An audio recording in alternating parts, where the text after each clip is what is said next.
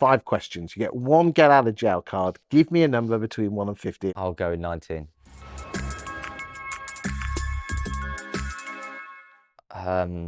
Oh, blimey.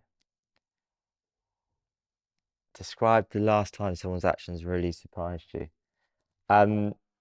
Is this kind of personally or estate agency wise? Personal's great. I want to get to know the man. Oh, guys, really difficult. Do you know, I would say last time actually is a wedding I was at the weekend. And I wouldn't just say it as one person surprised me, but people in general. And it just goes back to the point of a estate agency being a people business, and technology is amazing and everything, but being face to face, eyeball to eyeball, it surprises you the level of connection and deep conversation you can have with someone, even when you're just meeting them for the first time. Lovely. Next number. 24.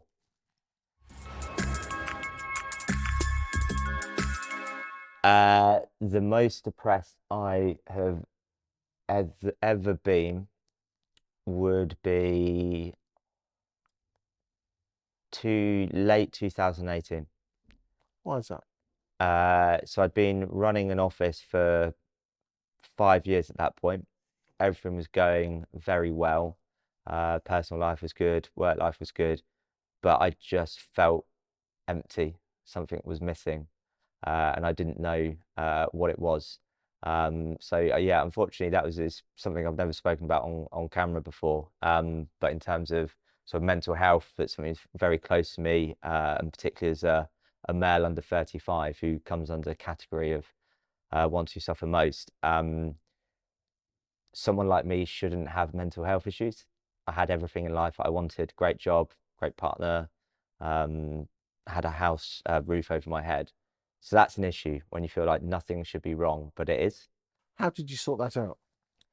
So I took a very brave step in terms of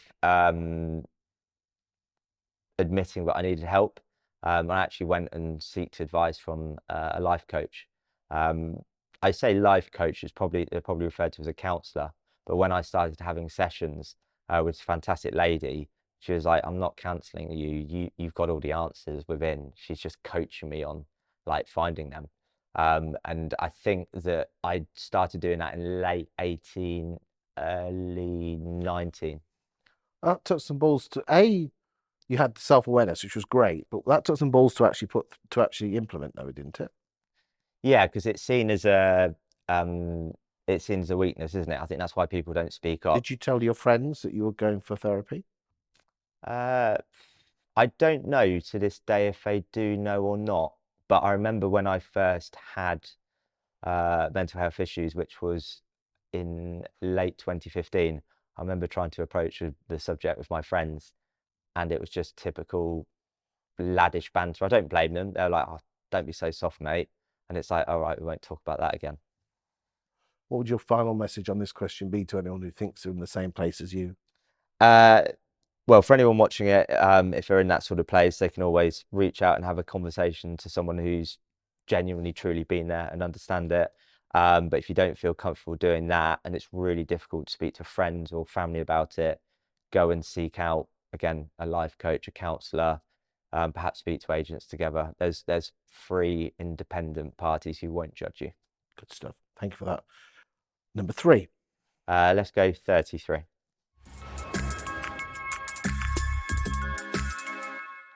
I would probably say a few days ago when I was at the MailChimp conference in London. That would be the last time I had a light. What was that? I don't want to share that. No, I'm joking. I think it's the light bulb moment was something that Stephen Bartlett had said, which was, let me try and get this right. It's not the wrong decision that costs you. It's the delay in making that decision that does. And the reason I say light bulb moment was for ages now, I'd been wanting to write a blog newsletter kind of thing. Yep. And I kept putting it off because I was saying to myself, I'm too busy doing these other things. Mm-hmm.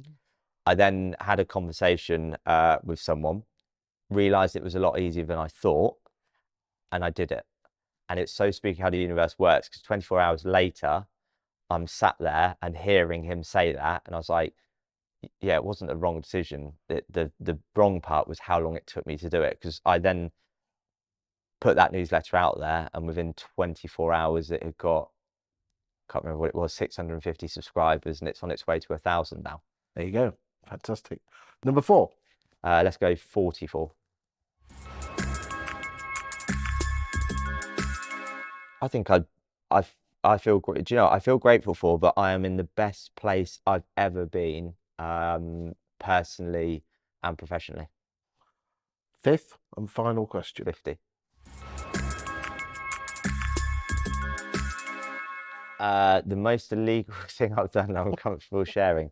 I got banned from driving for 6 months. I would say that is the most illegal and present thing.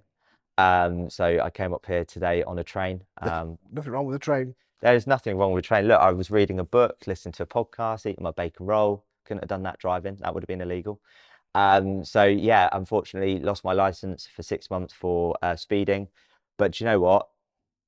Looking at a positive out of it, it's made me appreciate how lucky I was to have a car and have a license and to be able to get from A to B.